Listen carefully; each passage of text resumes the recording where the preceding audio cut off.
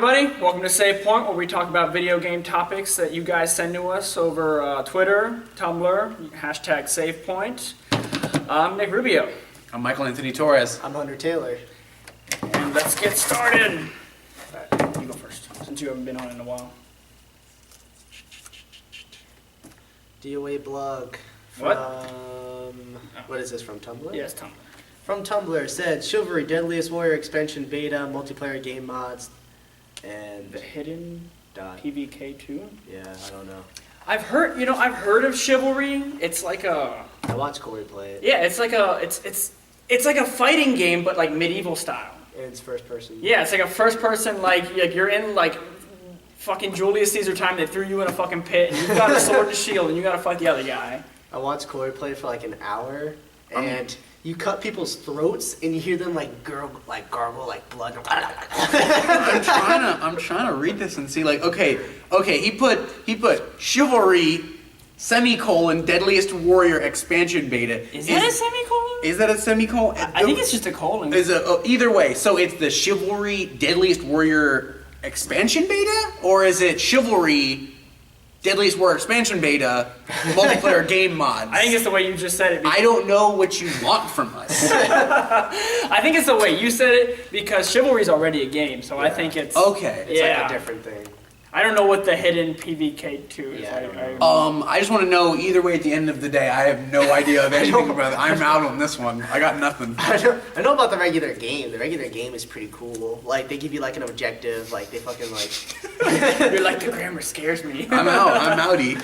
Like, you hear people, like, people get set on fire, and the entire time, like, say you kill somebody, they'll be, like, laying on the floor, like, ah! Ah! I'd love to play that. That sounds ridiculous. The game is so, like... It's like Julius Caesar sitting on a little pedestal up there. You got thrown in a pit. There's tigers coming at you. I don't know if there are tigers. Are there tigers in the game? I don't know. I don't know. But it's like that. Hey, if there are tigers, it's over. I've seen the only ones I've seen is like them, like they have a rival team like attacking a village and they have to set like the buildings on fire and stuff, and then like the people just have to defend their castle and whatever in the village. That's it. And it's pretty much it seems pretty badass. Like a realistic Skyrim. Like of course Corey would have it because he's a medieval person, but it's so. It's pretty cool, honestly. It's very different, and I like how they're like really like Violent? I don't know. Hyper It's violent? really violent. Like you're chopping people's limbs off. What was that? Jarvis over here. I received a new message at my private terminal. Specialist trainer buzzed to let me know. Got a new Snapchat, everybody. Apologize. That game is pretty badass. It's pretty cool. I mean, okay, the other part of the question, multiplayer game mods? I think what he's saying is like people can do things like put Flash in there and have Flash fight Superman. I think medieval style. I think some mods are really cool. Like, okay, I played Just Cause. Mm-hmm. Oh, Two. Just Cause had some crazy on stuff. like on the Xbox, but The PC one. on the PC version, I know there's people working on a multiplayer mod for that. And that sounds like the most amazing thing I've ever heard of. It's like 32 players on the Just Cause map, all with the abilities you have in single player. You know what I mean? Awesome. That's so much fun to play. So and the I'm GTA down. mods, I mean, like Yeah. where you could be Iron Man or a horse. Exactly. A game similar like Mountain Blade. Have you guys played Mountain Blade? No. Mountain Blade, they have a lot of cool mods for that. They have like a Lord of the Rings mod. I've seen the Game of Thrones mod for that one. Yeah. Mountain Blade's pretty cool. I love a good mod. I mean, I play Civ 5, Yeah. and the mods galore. You know, for civs and late game content and stuff like that to be used in multiplayer. So I'm down for a good multiplayer mod. Yeah. All right, the bowl of mysteries, go. All right. Oh God, I don't know if this is gonna be it. All right. This is this is from Twitter. This is from Twitter. This is from Twitter at PanzerSG. Indie games. He was really excited about that. What's your favorite so far? And if you could make your own game, what would it be? I don't think we have enough film to go into this. Stop. I have an idea for my own indie game, but before I get into that, I'd say my favorite indie game, and it counts as an indie game. I mean, it was released on XBLA. I really liked Limbo. I really I heard did. nothing but good things about that. I really dug and it's gonna sound weird, I dug the lack of speaking or written words in any way, shape, or form. There is no context given to you at the outset of that game. And as you play, you kind of get that he's like looking for his sister, he's looking for a little girl, and that becomes apparent. But the lack of audio, the lack of language is a really strong thing. I think Fez was my favorite indie game so far. Yeah. And that's why I was really depressed when Phil Fish, you bastard, destroyed the possibility of another Fez game. Just because I remember when I first played Fez, and I never looked it up. I didn't look it up. I just bought it, and I was just like, whatever. I'm just gonna try out this indie game. I heard good things about it, and the second, like, it was like the whole 2D world, and all of a sudden I could switch to 3D, and I was like, my head hurts. This is awesome. This is like the coolest shit I've ever had to play ever. And the music was great. The soundtrack was amazing for that. Mine would have to be Journey. Journey was such like a life-changing game. Like, it's like people say like, oh, is it really worth like the $20 for like a 2-hour game, or a game you can beat in 4 hours? Yes. Yeah. Yes, it is. That's one of those games. That's one of those games that's like art. Mm-hmm. That's art as video definitely games. was an art. That's one of those. Very That's one of those interesting things that's you sit down and you play it and You revel. exactly. You just enjoy. You just turn off your brain and you just go. You just do. You know. It's such like the soundtrack for that game is really good also. And another honorable mention is like, even though it's the same company, that game company, Flower. Yeah. That game is so I never got to play that one. different. But like I was playing it with Corey, and we were like, this should be like therapy for people who kill people, because it's so relaxing. Like, how could you want to kill people when you play that game? It's just like. You say that, but I imagine like some psychopath sitting there playing, and he's putting heads everywhere. Just the people he hates inside the flowers. That's what he sees in those flowers. Just heads. Just The angry. heads of his victims. Yeah. All right. And the second part of the question, I'll go last. The second part of the question: if you guys could make a game, what would it be? So. It'll be like me and Emma Watson. This is already good. It's a dating sim. We Come go on. to like the Echo the Dolphin restaurant. Echo the Dolphin restaurant. Yeah. And then we hang with Green Lantern. And Oh, It'll- I feel like this isn't going I don't anywhere. get it. Is this an RTS? Is this a dating sim? What's happening? But it's like a dating sim, but at the same time you're playing Echo the Dolphin.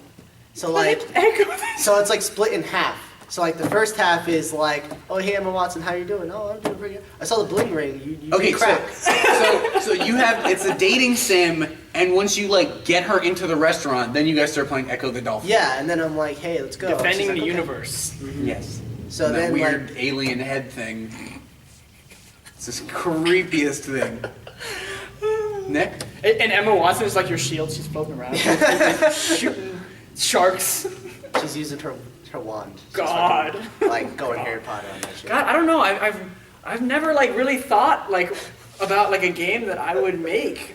That I don't know if I had to make a game, it'd probably be something with mechs, because I'm fucking gay for mechs, and I know Mike is itching to talk about his project. I love I think I want to hear this. okay, this is the reason I'd make it is because I know I'd love to play it. Okay, it would be a 2D or an isometric game. It'd be a stealth game, and the name of the game is Marbles Wombat. I've thought this out. I have like a rough Great length. I have like a rough draft script in my room and everything. You've dreamt of just displaying this game to everyone. And it is a 1930s, 1940s, maybe early 1950s, depending on how, what I need to do. Casablanca style. Noir detective story starring a wombat. All the characters are animals. It's all animals, but they dress like human beings. They wear suits, they wear clothes, they drive cars. And his name is Marbles. Marbles Wombat, the second. And it's the story of these murders that take place in Miami, like 1940s Miami, and it's just him trying to get down to the center of it, and trying to figure out what happens. And there's the beautiful femme fatale Ballymena. Her name is Mina, and the type of animal she is a Ballymena. It's a type of bird. And there's conspiracies, and there's the mafia, and there's beautiful women, and there's drugs and sex and corruption and the police force. And it's like, in my mind, it is the quintessential cliche detective story that we've all seen before. He's a hard drinker. The inner monologue is going on. It's like, I knew I shouldn't trust her, but she was too beautiful. I couldn't say no. Just cliche. and fun for the sake of it. You know what I mean? Like I wouldn't make that game to be preachy or anything like that. I'd make that game just because why not? Like that's fun, just sit down, good old fashioned detective story. Like similar to like if you were to like mix like Sin City with like The Wolf Among Us. Exactly. Yeah. That's a good way, but a little lighter than that. You know what I mean? I'm not trying to be too serious. There's no Elijah Wood eating people. I mean, there's Well, there might be people eating. There might be people eating. There's definitely like in the game. There's definitely murder and stuff like that, but it's not like it's not like City. it's not Sin City. It's not ridiculous. No, just like the line you just did, like I shouldn't have trusted her. I shouldn't trust her, but that dame was too beautiful. You know what I mean? She's not Goldie. Keep an eye out for Marvel's Wombat. It could be Marvel's a Wombat. future title coming Oh out. my god, I wish. I'd play that. All right. All right, our good buddy GamerX on Twitter, @GamerX. GAMRX. What is your favorite aspect of a game, i.e. story, characters, artwork, gameplay? That's such a hard question because I feel like it's such a package thing. I feel like it changes. Yeah, Like that, that's such a package thing. It is a packaging, but I feel like depending on the game, like some games lean on one thing more than they lean on the other. You know what I mean? Recently BioShock Infinite, like I feel like there was a healthy amount of action in the game, minus a few hiccups with the whole, why isn't everybody else just using Vigors? Yeah. But at the same time, it was like I'd sit around and I would just sit around and just stare at the clouds and watch the buildings go by. Like it was like I felt like the world was living, Yeah, like that's one of those games that like I think a good example of like you said, like BioShock, it leans on its story and on its artwork more than the other things, but it's not like those other things are bad. Yeah, they didn't exclude those things. Or there were definitely games where the action prevailed over everything. Exactly, like God of War. Like I'm a big God of War fan, and God of War is fun, and it's got not the greatest story, but it's got a story that gets you from point A to point B. Ascension could have been better. But Exactly, but it's got a story that gets you from point A to point B, and that's one of those games that like. All as a package, it's a good thing, but it relies much more on the gameplay and on the art style. Because I'm not running out. I'm being clear. I love God of War. I'm not running out to spend time with Kratos, who's the most abrasive character ever written in the history of games. It's not that he's a bad character, but that's not why I go to God of War. It's hard to pity him sometimes, because I don't pity him at all. Like it's so hard to feel for him because he just does shit that's just like, man, God. I remember when they announced Ascension, I was like, maybe in Ascension we'll see Kratos not yelling all the time. Maybe we'll see him as like a more well-rounded character. And then I thought to myself, it doesn't matter because if he's well-rounded, this is a prequel and he's well-rounded. Yeah, he's still gonna end up being the abrasive douche in the other game, so it doesn't matter. He did some brutal stuff in Ascension too. That was like God of War 3 when he's just like swimming along the ledge and the guy's like on the ledge and he's like, help me! Just like throws his body. He kills that same guy 3 times. Okay, here's a great example. Like in God of War 3, when like a lot of the scenes with his wife. Okay, like I'm like, oh, that's a touching thing with Calliope. Him and Calliope. But then, whenever he talks, it's Calliope! And you're just like, oh my... Do you have another tone? Do you have any other volume setting? How could your wife have possibly loved you? I will break the chains of Olympus! Exactly, like cool your jets, Turbo. Yeah. Simmer down, hot roast. I have to say, probably my favorite aspect of games is immersion. Like, if you can really just immerse me so much, because that covers like a lot of ground with like gameplay and everything. Like, yeah, you have to have a lot of those things to be immersed. Uncharted is very immersive. The Last of Us is very immersive. BioShock is very immersive. Like these games that just really just transport you into this world, and you just like when you're done, you're just like, oh yeah, I'm in my regular life now. Like Last of Us did a lot of things that broke me out of immersion though. Like a lot of like glitches and stuff like that where I got frustrated. I'm like, controller. The only problems I've had with like Last of Us here and there is like I'll try to hit somebody with like my stick or something. Go through them. And then I'll fucking not that. I never had that happen. That happened. But like it'll like say it's gonna hit them, but it just like it misses, and that's like the only complaint I've really had. Like I've never really broken immersion or anything. For me. I think for me the definitive answer I'll put down is story. Yeah. And I think my prime example of that story is Max Payne. Because if you play Max Payne 3, Max Payne 3, not a bad game in any means. Not by any stretch of the word. But Max Payne only does one thing, and it does that one thing really well, and that's shooting. That's all Max Payne is. There's nothing else to it. There's not some elaborate fighting. There's no driving. I mean, no, there isn't. No, I'll take that back. The only driving sequence is someone else is driving. You're shooting. So it only does one thing, and it only does one thing gameplay-wise really well, and that's shooting. But that shooting is ferried along by a really well-written story with really well-written characters. And I think it's one of those, like, another example is the first Mass Effect. I love Mass Effect, but if I say I want to play a shooter, I'm not rushing out to play the first Mass Effect. The first Mass Effect is does not have good combat at all. But that story... It's kind of the same with Fallout. You going. It's kind of the same with Fallout. Like Fallout, like not that I didn't enjoy the whole lock-on system. Like I didn't. That was cool. You know, I enjoyed it but the story is what kind of like is really what kept me going. It's like, oh, what's over here? What's over here? What's over here? And another game that did that for me was the Legacy of Kain series. I don't know if you ever played it. Yeah. Soul Reaver 2. The combat in those games were very meh. Yeah. But the story was awesome. Perfect. Like very strong gothic vampire storytelling. Really strong. The writing and the voice acting was just something that there's nothing really that fits that. We don't have something that you could say has got that exactly. There's nothing in this generation that really's got that strong, brutally honest, gothic, serious take on things like vampires. It's a lot of betrayal, and there's a lot of like plot twists in that. Exactly. It's like whoa. I think that's another reason why I like The Wolf Among Us and like The Walking Dead so much is that it doesn't rely on because there's not really much gameplay. It's a story-driven game, but like the story's so good that you just care so much. You're like, I have to see the next episode. Yeah, Telltale does great stuff with that. I remember just recently the Walking Dead Season 2 trailer came out. And in that teaser trailer, it showed Clem a little bit older and running from zombies. And I remember thinking, because I did play the 400 Days. If you guys haven't played the 400 Days, really, really strong DLC for the first season.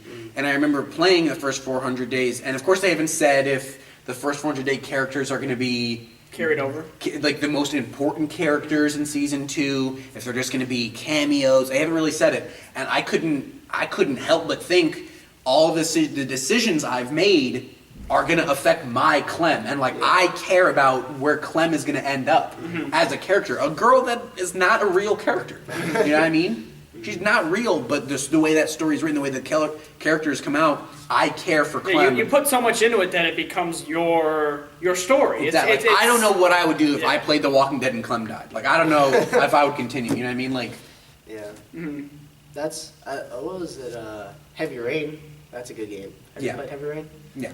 So good. Yeah, they had to have a good story because those controls are just those are killer. I also played the game that he made right before that. I played Indigo Prophecy. That was a good game too. That game, and it suffers from what Beyond Two Souls suffers from, where you're playing the game, you're like, okay, there's a murder and then there's a cult, and then out of left field toward the tail end of that game, there's demons and angels, and you're like, whoa. Yeah. Whoa, what is happening? Yeah. It throws you in on your ass. But that's one of those games that you don't see the tail end of that for the first, you don't see that tail until 15 hours in. And the only thing that's keeping you going is the fact that the story's well written and you want to know what's going to happen to these characters. So I think those video games as a whole, it's such a packaged thing, there are those certain qualities that, and we'd love to hear your guys' take on what your favorite part of a game, the great machinations that make games what they are and what we love. And I think that's it for tonight. All right, that sounds good to me, guys. All right. Let us know in the comments. Have a good one. Like and subscribe. Yes. It's down there. There in the bar, guys. Check out the Facebook. Yeah, check out our Facebook. We don't get a lot of love on Facebook. Check out our Facebook. Check out our Twitter. Check out our Tumblr. I just posted an opinion piece about And Hunter did too about superheroes. That was fantastic. There you go. He posted one about superheroes. I posted one about where the fuck are all my dinosaur games at. That I was about superhero games and like how most of them are like garbage, and like we need like good developers developing Exactly. like, really good Yeah, games. So what do you- not money throwaways. So go on Tumblr. Let us know what you think about dinosaurs and superheroes. Leave some comments. Leave us and- asks. You can leave questions throughout the week and we'll find them, not just on the day before we One more film. thing about the Tumblr is we post deals of the week. Pretty much picking like things off of different websites, showing you the best prices and what's dropped, price drop wise. There's a lot of good information on there. You should check it out. Anyway, I'm Nick Rubio, I'm Michael Anthony Torres. I'm Hunter Taylor. and this is Savepoint.